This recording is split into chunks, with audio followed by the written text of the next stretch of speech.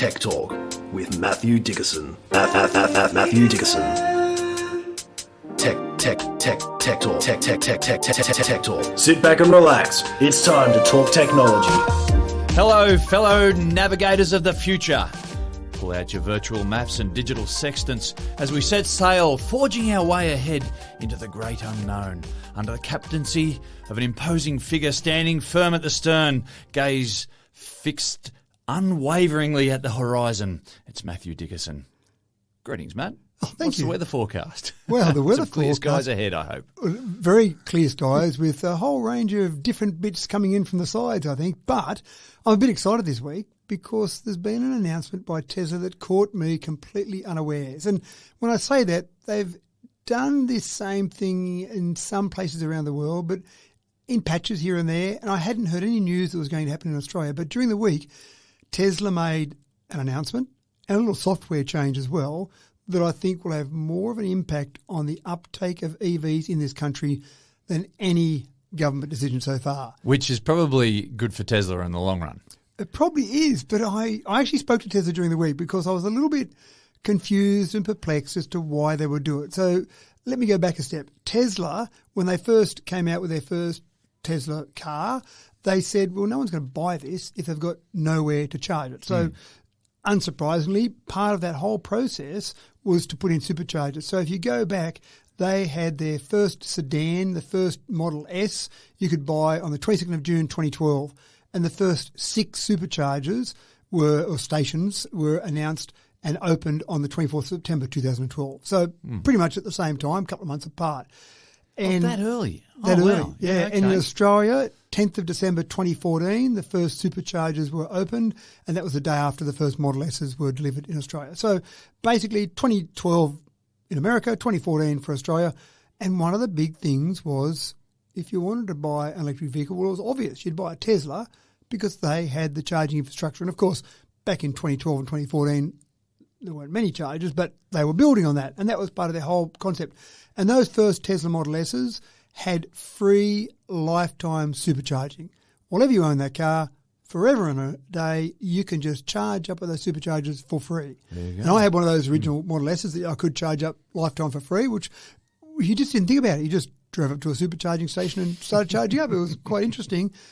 Jump forward to today, and they've now got approximately 4,678 supercharger stations worldwide. And that's comprising, obviously, there's multiple charging stalls at each charging station. Yeah. 42,419 individual charging stalls. So they've got a fair presence in the charging environment. Yeah. On top of that, they've got about 35,000 registered destination chargers and lots of places that aren't registered as well. So motels, cafes might put a destination charger in. So they've got a huge competitive advantage. And I've spoken to people when they've been looking at EVs and they've been thinking about one particular model or a Tesla, one particular brand or a Tesla, and they go, oh, yeah, but Teslas, they've got chargers everywhere. Oh, I think I'll go that way. So that's been a huge competitive advantage. This week, they said, we're going to open up our charging network in Australia to all brands. Anyone that's got that same CCS2 connection, which is a standard connection, you can use our Tesla superchargers. And I was floored by that announcement. Now, they've only done it with 5 to begin with. 5. They looked at their usage stats across the nation and they picked 5 supercharging stations that weren't heavily utilised and preferably ones that didn't necessarily have another charger such as an NRMA charger nearby. So they went and they targeted it. And I spoke to Tesla during the week and I said, I don't understand. Please tell me why you would do this, why you would take such a strong competitive situation and say, we're going to make it easier for our competitors. Who does that? What a crazy idea. They said, go back and look at our mission, our goal. And so I went and looked at that, and the exact words of that, it's a long mission, they've got a long mission statement, but the critical part was it says that their goal is to accelerate the advent of sustainable transport by bringing compelling mass-market electric cars to market as soon as possible. So what Tesla told me is this will do that sooner. Now, they went on to say, this particular person I spoke to went on to say that they also think that if more people buy electric cars, if the whole market grows, They might lose a bit of market share by offering their superchargers up to every brand, but they might actually sell more cars because the whole market will grow. Yeah. So as much as it sounds like a beautiful goal to electrify the world, maybe there's a little bit of economics in there as well. Get more cars out there, more people with EVs, and you'll probably sell more Teslas along the way as well. But it is quite interesting. So I've tested it out already. I couldn't help myself. I took my Hyundai down and went, let's plug this into a Tesla supercharger. You beauty. And I plugged in. I went to my Tesla app, and of course it had my Tesla vehicle there, and so I had to go back from that and then choose other charge, and went there and start charging. Now they charge for it, and again, that makes sense. It's even for Teslas now. You buy a Tesla now, you might get a certain number of kilometres free, but typically you'll pay for it to charge. You'll pay a little bit more to charge it up with a non-Tesla than you will with a Tesla, but that's okay because you're not going to use a supercharger all day every day. No. Most people will charge up at home, and just to give you a quick idea, the cost to run a car, run an EV, just to give people some comfort around that, I did a couple of quick calculations, and let's do the petrol one first. If you do some really simple maths, 10 litres per 100 kilometres, just because it's a nice round number, and $2 a litre. So just take those two round numbers.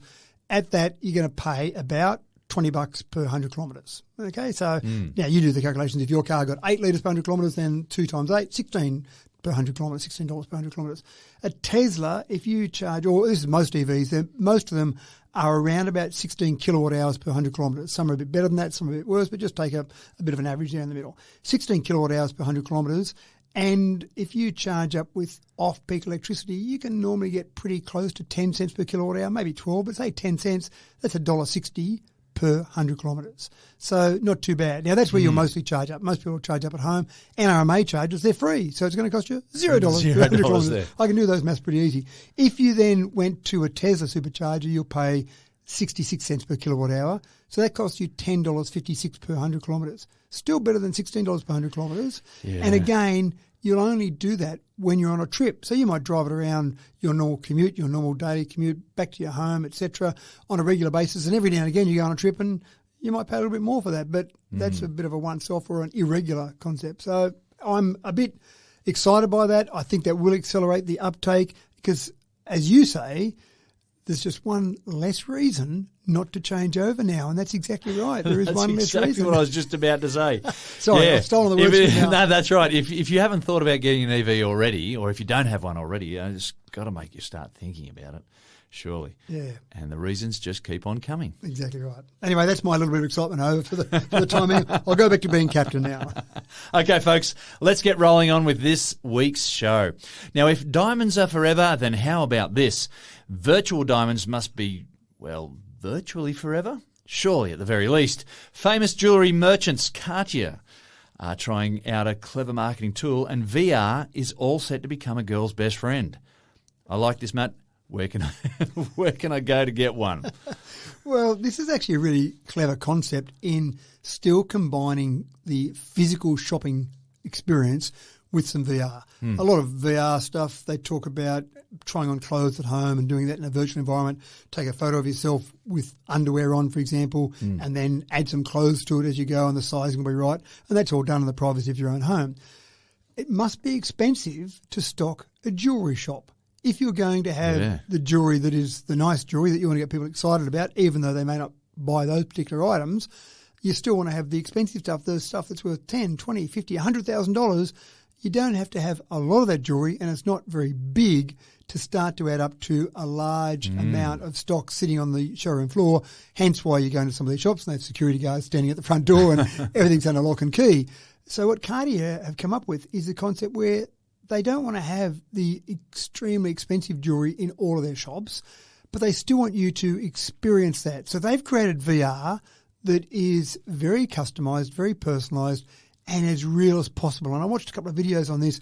You'll go into a jewellery store and you'll put on a blank ring. So it's basically a ring that's got some little markings on it so that when you put it under a particular camera and light that's set up on the desk, then the camera and the VR environment can pick up that you've got a ring on that finger. And you look across to a little screen and suddenly on that finger, that hand that you've got under the light in the camera, you've got whatever ring you want on there. You can move your hand around under the light, twist it back and forward, do whatever you like, and still over there in the virtual environment, you can see exactly what that ring looks like. So my wife would think, oh, I'm wearing that ring. Exactly right. And so this is why it's such a good thing. It is.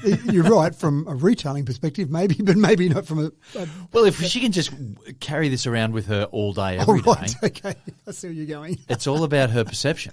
So don't worry. If someone wants to look at your hand, no, don't look at my hand. No. Look at this screen over here. Maybe take a photo of it and send that to your friends. Or look, my darling husband just bought me a new ring. She can carry around a screen. A screen will be cheaper absolutely. than the ring. And one of the things, when I read one of the reviews of this concept, it was that realistic that sometimes this person said that when they were looking at it, they'd actually go to move their hand out to just touch it with the other hand to feel it, and suddenly they'd realise that the ring on the hand was just a little flat disc, and they'd be disappointed, but then they put it back under and, oh, look at that, it's back there again. So I think we'll see more of this. I think we'll see more. An excellent marketing tool, yeah. Yeah, that's right, but more of these VR experience, in-store VR experience, because you still want people, retailers still want people to come into their stores, and if you can make that an experience, and again, you can't do that at home, you're not going to set up all this equipment at home, but you can just imagine going out shopping going, oh, let's duck into this store because they've got that cool little VR experience, I can look at the ring, and I'm only doing it for the technology, of course, but then once you see it, you might like it, but again, trying all of the different rings as well. They may not have any of those rings in store. It might just be, we've got a few of the basic rings, and we'll have that ring for you tomorrow, madam, and it'll turn up on a courier from wherever that's kept or some central warehouse, and away you go. So it sounds good. With more and more households having VR headsets as well, though, I think we're probably going to be in trouble because people start sitting down in the lounge chair and putting on the VR headset and doing their shopping by the internet. Doing their online shopping with this. Yeah. Now, and you're right, and that happens now with certain things, but it does expand that definitely. And it's the fine line. I think what Cartier is trying to do is still bring you into that retail, that physical retail presence. So how do you combine online technology with bricks and mortar? And there's a whole bunch of different companies around the world that are trying different ways to do that. This may be a clever way to do it, and they may not ever get to the stage where you can do it with a VR headset or all online because they want to have you in the store when the experience is happening. It's about the physical experience of being in the store. And it's less likely that you'll go and purchase from another online retailer. You might look at it with your VR headset and go, oh, hold on, I see who else has got a ring that looks like that. When you're in the store, then you're more likely to buy from that particular retailer. So that's another reason. So you're trying the diamond ring and you go and buy yourself a cubic zirconia. Is that what you're saying the concern is? And if you can't pick the difference, who cares? Who cares that it cost you 1/20th the amount? So I'm with you on that one. So okie doke.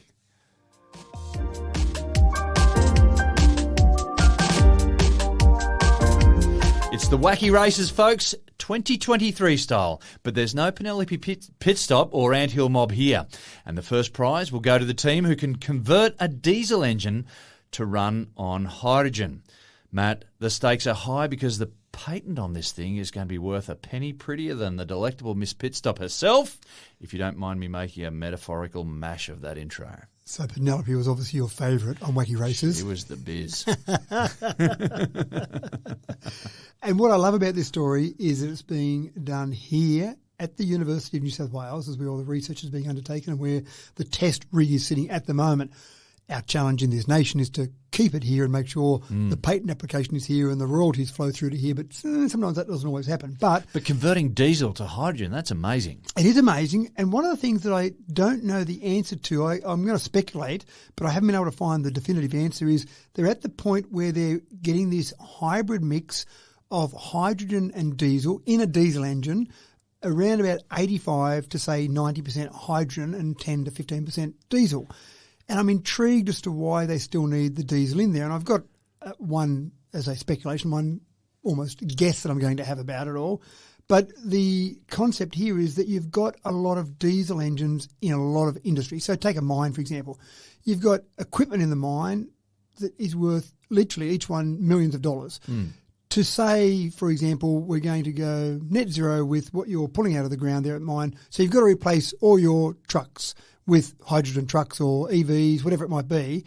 The mine, and sure, mines make a few dollars, but the mine's going to have a huge expense there.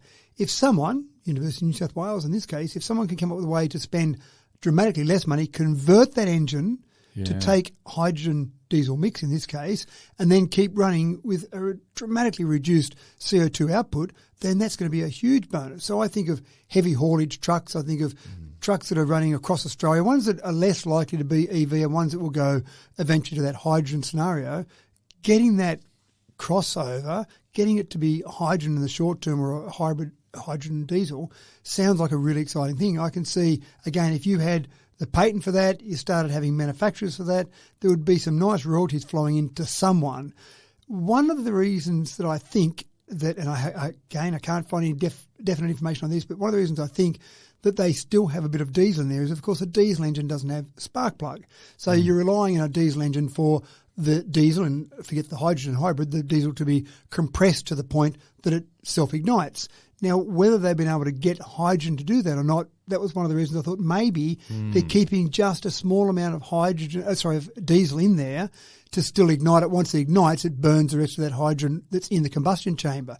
I can't think of any other reason why you wouldn't be aiming for 100% hydrogen rather than a 90% or 85%. I got nothing for you. Yeah, this is all wizardry, I tell you. Well, it is a bit of wizardry, and I think that's the thing. One of the things they're talking about is getting the mist just right to actually get that into the combustion chamber and get it to burn, and that's where the secret sauce is apparently. So hydrogen, anyone can access hydrogen. We all know what diesel looks like, but how do you mix that? How do you mist that? Get that at the right density in that combustion chamber to then have it still work, and you still want to keep somewhere near the equivalent power output. If you've got a mining truck going up an incline and you say, well, here's this new hydrogen truck, but it's got half the power, you go, I can't load it up properly and start going up that incline. Well, that's no good to me. So trying to keep that same amount of power. And again, the density per litre or per kilogram of the energy density per kilogram, for example, of diesel versus hydrogen. I don't know what that is, but again, it would come down to what temperature you're storing that hydrogen at, how compressed that hydrogen might be. Are you storing it as a gas or a liquid? So all sorts of questions there. But I imagine that the amount of energy in 1 kilogram of hydrogen would probably be similar to 1 kilogram of diesel. A big advantage of hydrogen over a battery, if you're talking about long-haul trucks, is that there's better energy density per kilogram, so you don't have to have as much weight on that truck. Diesel versus hydrogen, don't know that. That's a bit of research for me to do for next week or next time or when this goes a bit further. But it's pretty exciting at the moment. And it is something that I see, well, there's already research going on across the world. So it's not just the University of New South Wales that's come up with this idea, other places across the world. But it is a race. It's a race to see who can get that nailed, get it first. Right. And then they will be, again, royalties flowing in all over the place. It'll be incredible.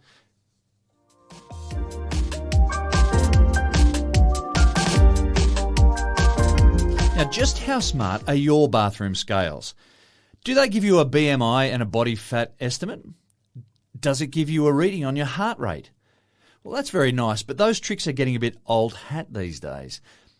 How's about a set of scales that could measure how steady you are on your feet? Matt, what are we doing here? Training the next generation of bathroom ninjas? I can just imagine a ninja bouncing off the walls in the bathroom. You've got to stand on one foot on these scales and measure your steadiness. No, but yeah, these new scales measure steadiness on your feet. They measure your balance level to try and get to the stage where you can take some steps to address it. It is aimed at the elderly because we do know that when people are, say, for example, in aged care facilities or they start to get to the stage they lose their balance, how many times do we hear anecdotally where someone's fallen over and some elderly person we know has broken their hip and they're in hospital and everyone goes, oh, no, they've broken their hip. We know what's next. And sometimes they'll end up extended periods in hospital. Sometimes they'll end up going from their home to aged care or sometimes they end up passing away. So breaking a hip is a bad thing from my experience in terms of that aged care environment. So if you can work out the point where someone's getting a score on their steadiness which is below normal, then you can start to take some steps to address that. And that's exactly what these scales do. You stand on your 2 feet on the scales like you normally would, but you stand there for 60 seconds. And it's detecting just micro movements. Now, if you're steady, a normal person that's normal balance, normal steadiness, you can stand there and they give you a score out of 10. If you get a score, say, for example, of 7, 8, even 9, you're very steady. They've said it's very unlikely people are going to get a score of 10. That would almost mean there's no movement at all. And as you know, when you're standing up straight, you're just moving your toes ever so slightly, just moving your body. Yeah, it's just tiny, fine little micro movements of the muscles. And that's what this is picking Constantly up. twitching, Yeah, and that's exactly right. Now, if you're less steady, then you're doing those movements a lot more. You might be rocking a little bit back and forth, side to side. And when you start to get scores around, say, 3 or 4 on this, that's when they're saying, okay, you need to do something. Now, it's not like you do that and they say, right, sit down, never stand up again because you're going to fall over and break your hip. They then can get to the point where some medical expert can say, here are some exercises for you to do to try and improve your balance. And I talked to someone just recently that's got Parkinson's and just very early stages of Parkinson's, and they're doing a lot of these same sort of exercises, these balance exercises, just to try and improve their fine motor skills because obviously the nervous system is slowly breaking down. So that's exactly what you do in this scenario. You'd try and train yourself to have better balance so you could just go on about your life, but you might dedicate, I'm not sure, 10 minutes, 20 minutes a day to doing these exercises. You go and stand on these scales and you get a score of 7 or 8. Okay, that's great. I'm fine for now. I don't need to worry about it. But you can imagine in a nursing facility having everyone go and stand on these scales once a month, for example, and just mark off everyone, right, these 20 people are okay, or these 10 over here, we need to get some exercises going for you, and then test again to see how your balance is. And that's the other big thing they found is when they've identified that people have got low scores and they do these exercises with them, a month later, they're doing these same tests and suddenly their scores, well, not suddenly, gradually, their scores are going up to higher levels. So it's not as if we just throw our hands in the air and say, that's it, we give up. We've got something to do about it. And removing some of the guesswork, yeah? Removing some of the guesswork. And you can probably say, gee, Jimmy looks a bit unsteady as he walks down the hallway there, but it's not as scientific as saying stand on these scales for a minute and then we'll give you an absolute score out of it. So good idea. How much intelligence can we get built into our scales? You've rattled off a bunch of stuff. My scales do most of those things that you just mentioned there, and I love the idea that you're getting all this information out of your scales, but wow, what are we going to have next? It just does seem incredible, doesn't it?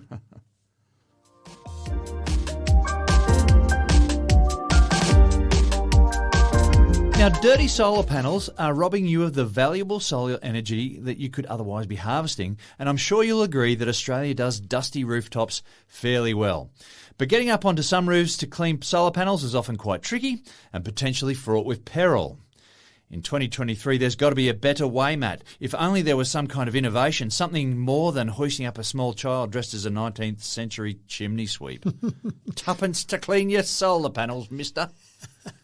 Or getting up on your roof with a hose, which just sounds like a disaster waiting to happen, doesn't it? Talk about a broken hip. That seems like a surefire way to come down. I want to know what they do in Israel because I see a lot of technology startups come out of Israel. In fact, my first robotic lawnmower came out of Israel. We have talked before about some lab meat that's being done in Israel. And this is another one that's started up in Israel. So they must have a real innovation focus there in Israel. I haven't thought about Israel in particular about tech innovation, but they must be. So what are they doing with their solar panels then? What they're doing with solar panels is they've looked at it and they've said we need to generate more power from renewables. So you can install lots more wind turbines and solar panels, or you can look at the solar panels that are out there, and the estimation is that we are losing as much as 15% of our potential generation by having dust on our solar panels. And again, you're right. In Australia, we've got dust. We know how to do dust. And so we've got dust on solar panels. We also know how to do sun. So you want to... That's right. So let's get that maximum sun. Make the most out of that. Yeah. So what this particular startup's doing is rather than risking life and limb by getting up on a roof with a hose, they'll send a drone in, a robotic drone that will clean your solar panels. And one of the great parts about it is many solar panels are on a roof that's got a slope, maybe 22.5 degrees, if you're maybe 2 stories 30. up even, and that's common enough. That doesn't sound like fun, does it, to get up there and clean those solar panels? Not for this bloke who gets vertigo. That's right. So what this will do is this will drop off the drone. It uses vacuum pads to actually hold on to the solar panels while it uses a brush to go and clean the drones. It moves along, keeps cleaning all of the solar panels. Sorry, did I say clean the drones? We knew what you meant. Clean the solar panels, and it moves along, cleans all the solar panels for you, and then fly away, robot. So then it flies away and does the next job.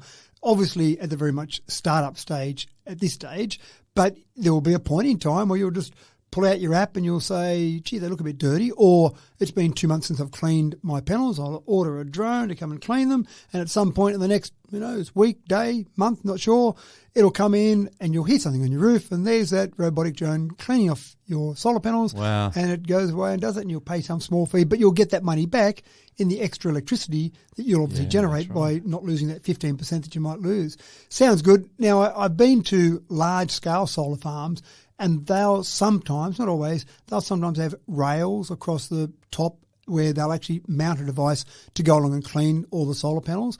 So that's great if you've got a string of 1,000 solar panels to clean. But No one's going to do that on their house. That's right. No one does it at home. And it wouldn't be economical to have a device sitting up there just to clean it every couple of months for the extra electricity you might get. So it doesn't make sense when you might have only 50 solar panels. But this does make sense depending on how much it costs. But I can just imagine it's going to be pretty good for it to go from house to house, cleaning solar panels on those roofs and not having to charge much for each roof it does to get that electricity generation up. So again, just people are coming up with inventions, innovations that we didn't know we needed 20 years ago, but this is a really important one because, again, we can recover 15% of the power that we could be generating now out of the infrastructure that's already installed. Robotic drones. Awesome.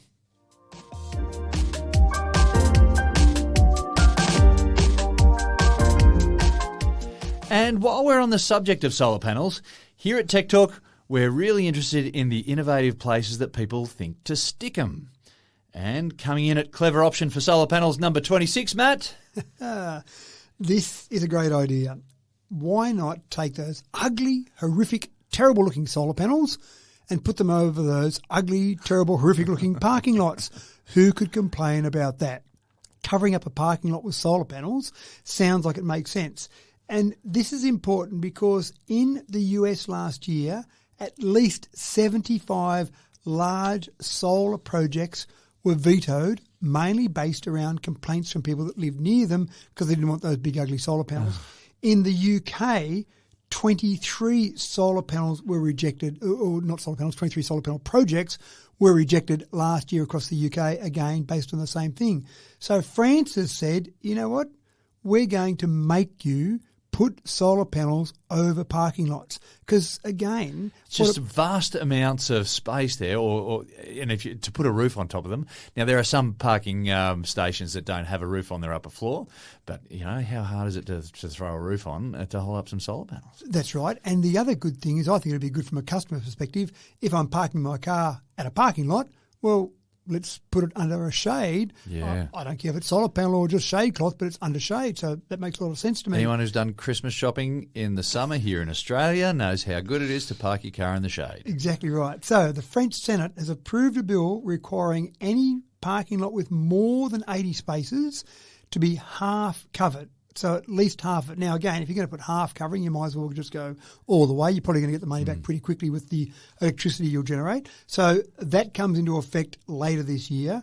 And if you've got more than 400 spaces in your parking lot, it must be compliant by 2026. Assume there's more planning that might need to be done for those ones.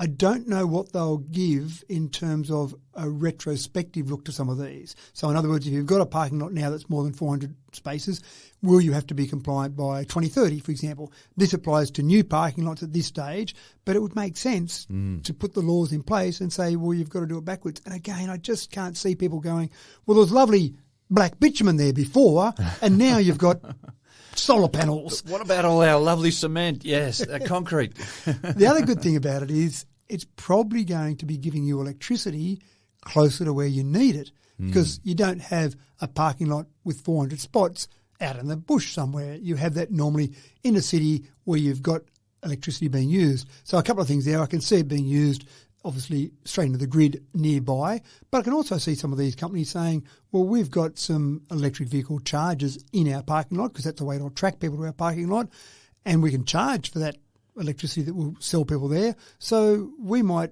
prefer the electricity from our solar panels directly into that. So again, it's not losing much in transmission when it's got to travel 20 metres to be used rather than 20 kilometres or 2,000 kilometres or whatever it might be. So good idea, and well done to the French for coming up with a great idea, and I assume that we'll see other countries around the world copying.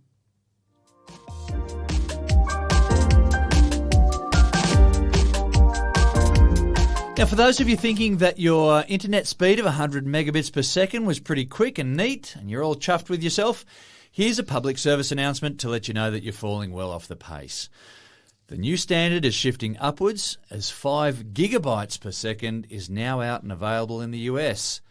Matt, keeping up with the Joneses is becoming quite exhausting. 5 gigabits per second. Doesn't that sound exciting? And that's unbelievable. That's a symmetrical service that you've got the option of 5 gig up and down. Did I say bytes or bits? You said bytes, but that's Sorry, fine. my Bits. apologies. Yep, Yeah, that's yeah. right. These are 5 gigabytes would be nice as well. But 5 gigabits in this case. Now, some people mightn't get that excited about it.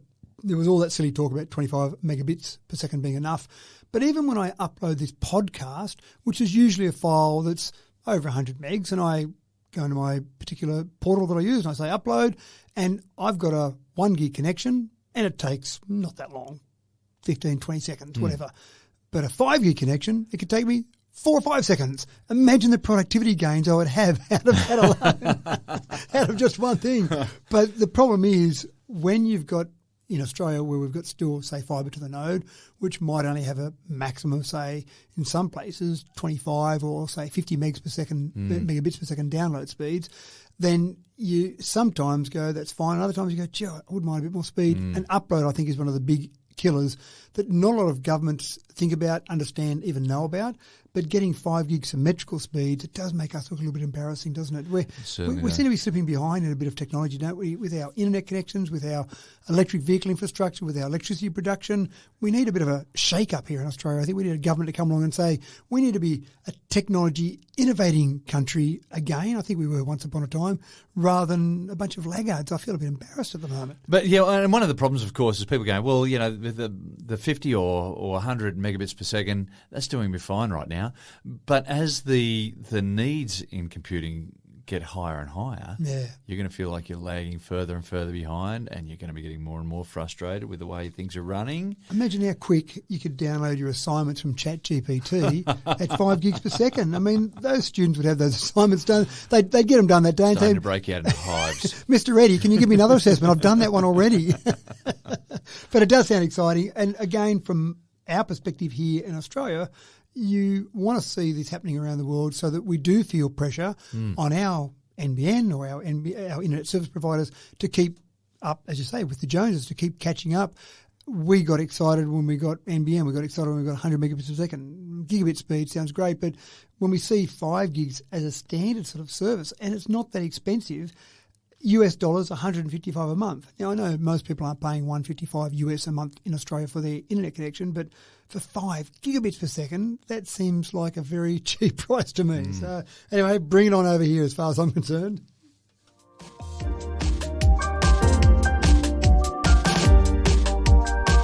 So with AI now writing entire essays and short stories, creating artworks and such, all with just a couple of brief instructions, it's no surprise that the onslaught on human creativity should enter the realm of the music world.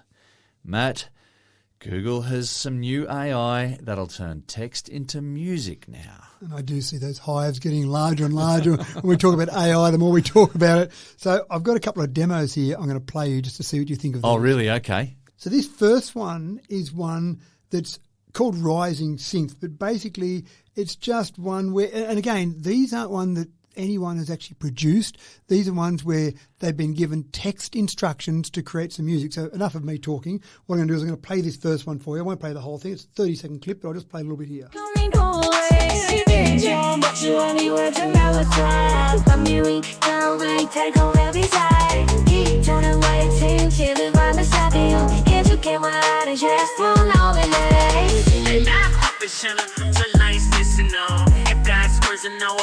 And on it goes. Now, there's words in there. Yeah. But they're words that are designed that you can't really understand what the words are. I had no idea what they were singing there. Exactly right. And it sounded like I should have. Well, and that was the instruction in that was to put some things that was maybe played at a festival during 2 songs, during a break between bands kind of thing. What sort of music would you play? This one here, though, the instruction for this one was, I want the main soundtrack of an arcade game. I want it fast-paced and upbeat, maybe with a bit of an electric guitar riff. I want it to be repetitive, catchy, easy to remember, but a couple of unexpected sounds. And so AI came up with this.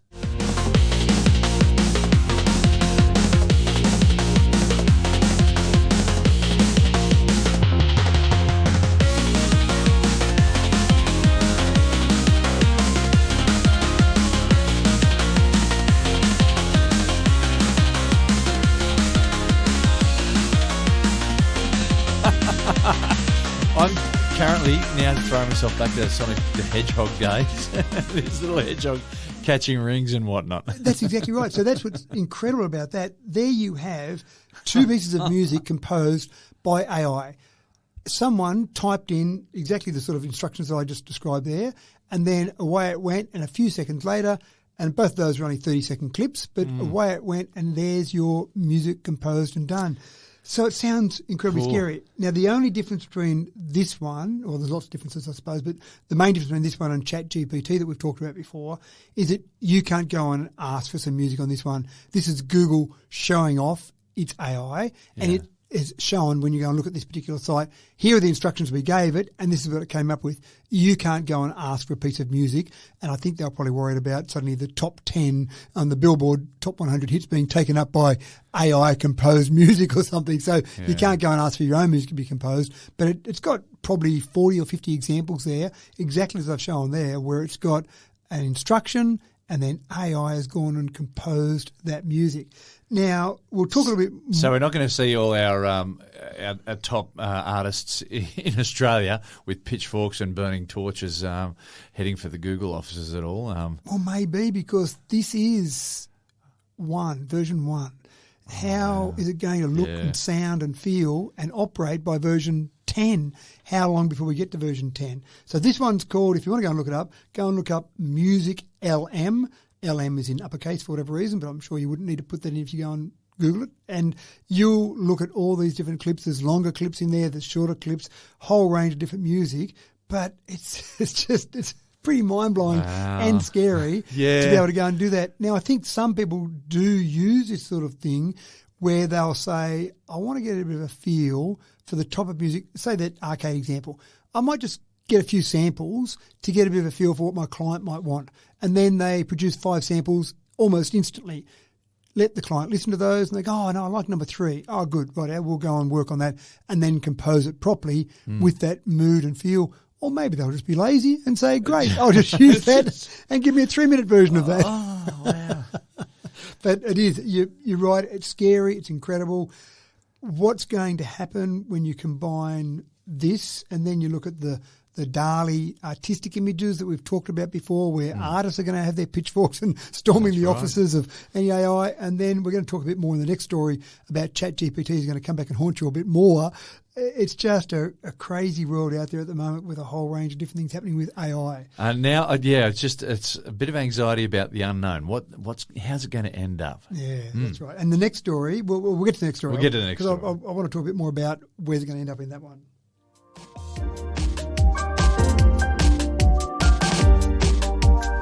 So we've well and truly by now established that AI is here to stay. And some would say, if you can't beat them, join them. Well, it'll be interesting to see exactly what the pushback will look like and how effective that may be. But for now, there are some who are trying to make good with their glass half full. Matt, what are the potential opportunities in some of our prominent industries?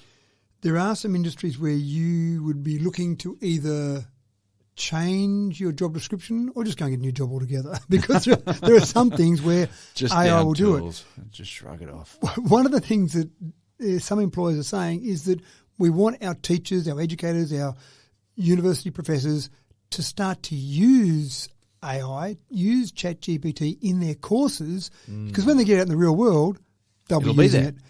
And that's a scary concept, isn't it? Imagine setting an assignment. Imagine saying to your students, go home, use ChatGPT to produce an assessment like this, and I'll be judging you on how well you've integrated the concept with what ChatGPT gives you. Imagine an English teacher saying, go and compose a 100-word poem using ChatGPT, but then I want you to just tune it up a bit, personalise it a little bit. Imagine what you'd get back. And then there wouldn't be any of this concept about you're cheating kids because you use ChatGPT. Hold on, did you really use ChatGPT? I'm not sure you did for that. So some jobs that people are using ChatGPT right this second as we speak. There's a law firm that's already talked about the fact that they used to get junior lawyers in their firm to do an initial analysis. Someone would come in and they'd say, I think I've got a bit of a case here, or I think I want someone to be engaged to go and do something involving whatever's just happened. And they'd put a junior lawyer on that. The junior lawyer would do a bit of research, go and look at some precedents, put a bit of a brief analysis together, maybe a 1 or 2 pager, and then the senior lawyers, the experienced lawyers in the firm would look at that, make sure it all made sense and all seemed okay, and then they give that to the client and say, here's our initial analysis, you decide whether you want us to go further. They're now at the point where they're giving that initial analysis job to ChatGPT. Here are the parameters. So what do the junior lawyers do now? Well, how do they get to be senior lawyers? Yeah, how do they go? How do they earn their stripes and how do they get progress? an understanding? And that was one of the things that I thought of too, is that you've got a bunch of senior lawyers, and then when they retire one day, there's no junior lawyers that have grown up to replace them.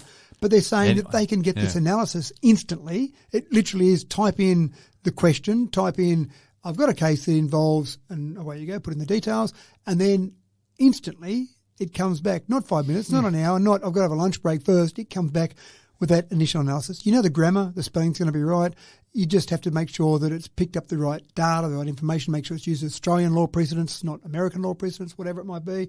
So that's a really interesting thing. And then for high volume things, this firm said drafting wills, conveyancing, things that have got lots of similarity, if you like, in some of the things they're doing, and then just fine-tuning some of the parameters, using it for that. I mean, I'm not sure that I'd like AI to write my will for me, for example, but if you think about it, there's probably so much that's in common with a will from person to person. Maybe the exact assets might be different, but what you're doing with it and how it passes on and the language that's used in that, I'm sure there's some basic templates. So that's one. This one really surprised me. People that run events platforms. So when they're trying to get people along to a gig, trying to get people along to something at the pub, people that just are trying to attract patrons to an event, I didn't think of ChatGPT for that. But they gave an example. They said there's one particular pub that has trivia, and our job, the events platform job, was to attract people along. So they gave this example. They simply input into ChatGPT, give me something or give me a paragraph that I can use to attract people to the Railway Hotel for weekly trivia. That was it. So their job is done. Go and do it. And it came back, and I will read it out. They came back and said, come join us every week at the Railway Hotel for a trivia night. Put your knowledge to the test while sipping drinks and enjoying good company. Whether you're a trivia veteran or a rookie, everyone is welcome.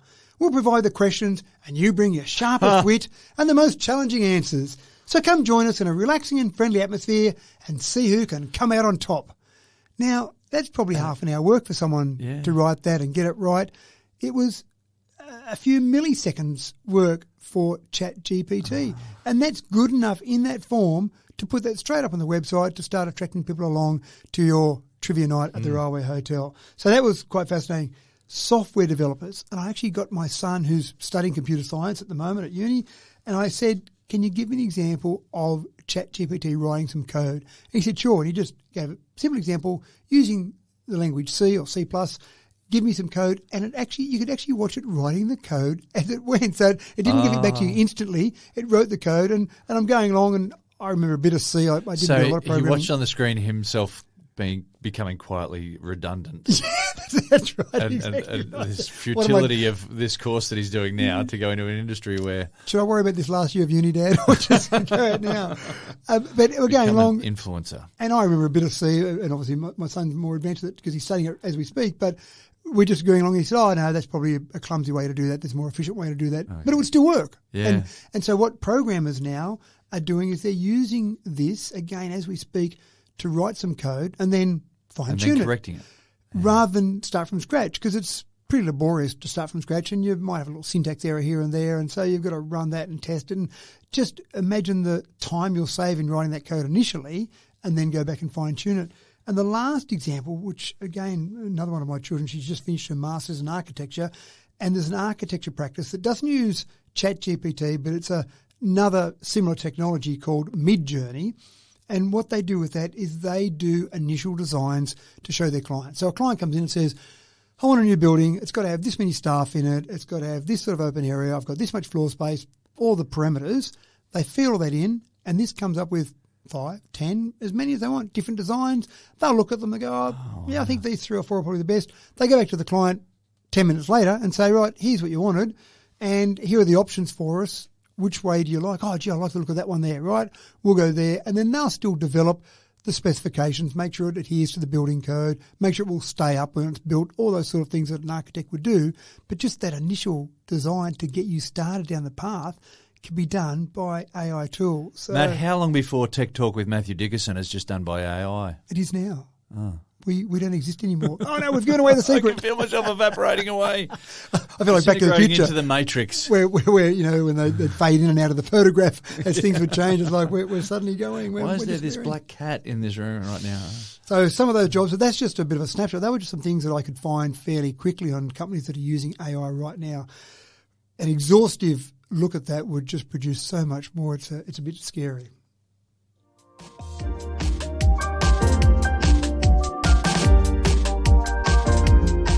One of the benefits of progressive government, though some may call it folly, is the investment in non-traditional breakthrough enterprises, and the interactive games industry fits that bill well and truly.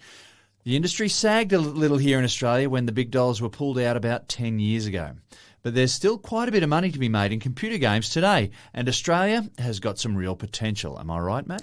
You're right, and I'm unsure about this now. I thought it was a good idea when I first heard this announcement, but now AI is getting better. Then do we really need games development? Just give it to AI to do the whole lot. I'll invent your whole game for you. There was a fund that was cut, you're quite correct, about 10 years ago there was a fund that was cut and it's being restored by the current federal government, $12 million for financing games development. And some people might say, games development? Why are you wasting your time? We've got people sleeping under bridges. We've got people that haven't enough food to eat. Give them that money rather than give it towards games development. But I think it's a good investment because I'm in technology, but also if you can see an investment of $1 that can produce $2, then you think that's not a bad thing. And the games industry is like a multi-billion-dollar industry, right? The games industry is like a $250 billion industry across the world. If you can tap into a bit of that, then that's not too bad. In Australia alone, this particular report that was run associated with this said that there were 770 new jobs created in the gaming industry in the last year, and that was without any injection in funds. That was just from games developers anyway. As we get more robotics, as we get things on our roof cleaning our solar panels for us, then we have more leisure time, and you can see the explosion in the streaming services and you can see the explosion in games because people are trying to work out, what do I do with all this time I've got on my hands now? I'm not having to work as hard as I used to work 100 years ago.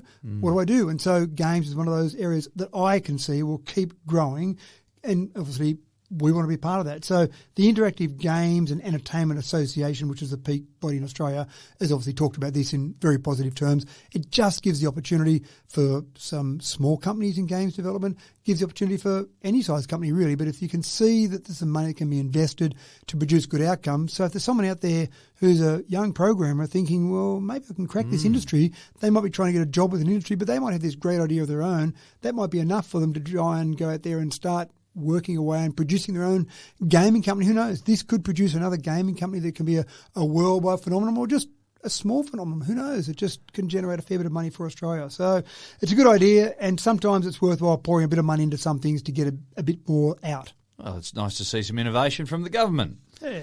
And with the wind slowly and softly dying in our sails, we'll hoist them in and set adrift until next week. That's all we've got for you today, folks. Thanks for another cracking Tech Talk, Matt. And let me just say, I did all the research for Tech Talk this week. I didn't use ChatGPT, but I wasn't watching him, folks, so I can't guarantee that.